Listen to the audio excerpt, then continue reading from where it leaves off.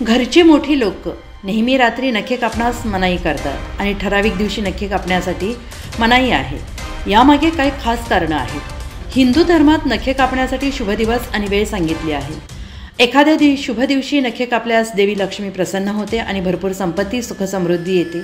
दुसरीकडे अशुभ दिवशी किंवा निषिद्ध दिवशी नखे कापणे देवी लक्ष्मीला क्रोधित करते आणि दुःख आणि दारिद्र्य आणते. धर्म आणि ज्योतिषशास्त्रानुसार सूर्यास्ताच्या वेळी किंवा त्यानंतर म्हणजेच रात्री कधीही नखे कापू नयेत.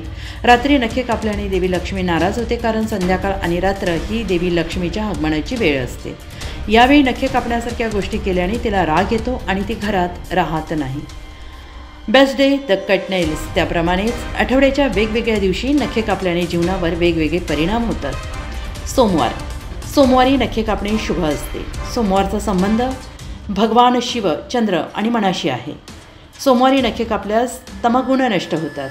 मंगळवार. मंगळवारी नखे कापण्यास मनाई आहे, कारण हा दिवस भगवान हनुमानाला समर्पित आहे.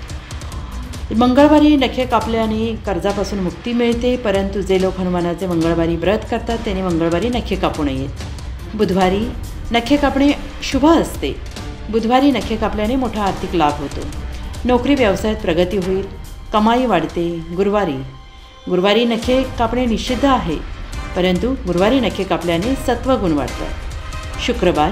नखे कापण्यासाठी शुक्रवार हा सर्वात शुभ दिवस आहे.